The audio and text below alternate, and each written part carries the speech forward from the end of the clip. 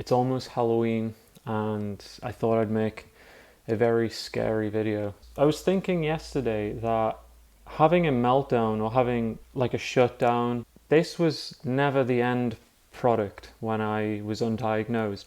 I would push past my burnouts and I would push through my meltdowns and I would try to endure a shutdown. Often I brush these things off as panic attacks. I remember at work, I would start experiencing like the physical symptoms of like a burnout.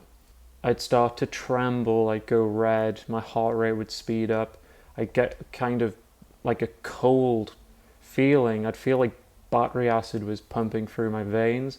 I would have to run to the bathroom and run cold water on my wrists, splash water in my face. I'd basically have like a meltdown from the sensory overload. But before I knew I was autistic, to me this was just a panic attack.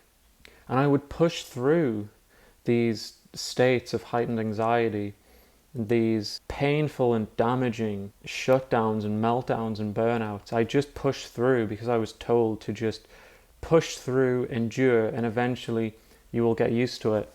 And of course we know this is not true whatsoever. You should never push through if you're having like an autistic meltdown or a burnout.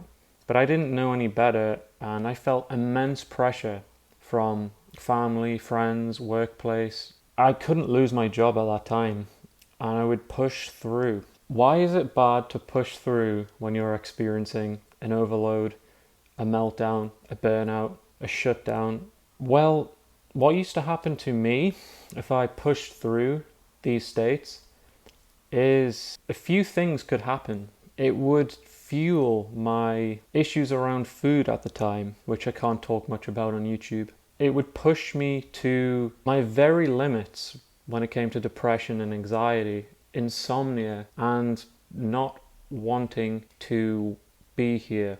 Pushing through these states led to close calls. It led to very close calls. The burnout and the meltdown didn't used to be the end state when I was younger. It would go further and deeper, prolonged psychotic episodes. I had a psychotic episode from pushing myself to every type of exhaustion, trying to live a normal life.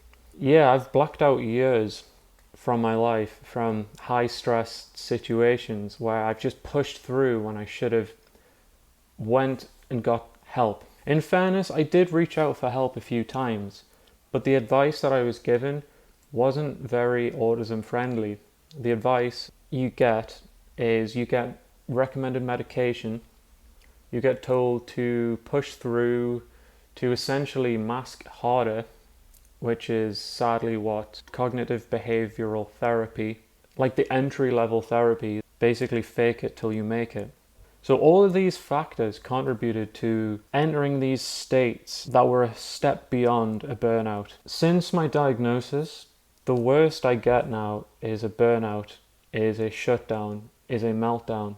Now when I experience those things and I know what they are, I don't push past them. I don't think I've pushed myself past a burnout or a shutdown or a meltdown since my diagnosis. So essentially my diagnosis has saved me. It saved me from these states that are beyond shutdown, meltdown, burnout. I think it's really important to know your limits and to never compromise. Don't push past those limits. For people like us who are neurodiverse, we do have to set the bar a lot lower, and there's no shame in this. There is no shame that we need that extra bit of help.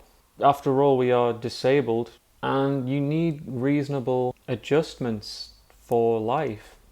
We essentially have to bowl with the bumpers on. We essentially have to have extra safety nets in place. This is why I'm building this channel, this community, so we all have each other's back, we all understand each other.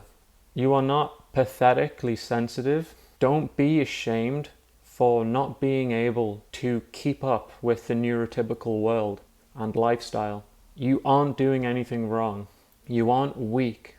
You are literally built different. So please look after yourself. Let me know in the comments what other things you'd like to hear on this self-therapy series. Any topics you want to hear, any experiences that you'd like to hear about, just let me know in the comments.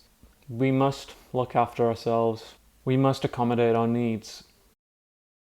I don't know about you guys, but October, I feel minorly buzzed for the whole month. There's just something in the air as soon as October hits. There's just something kind of mystical at play. The thinning of the veil, whatever it is. I get really excited during October. Like I get that Christmassy feeling in the stomach for the whole of October, but just for Halloween and just the changing of seasons.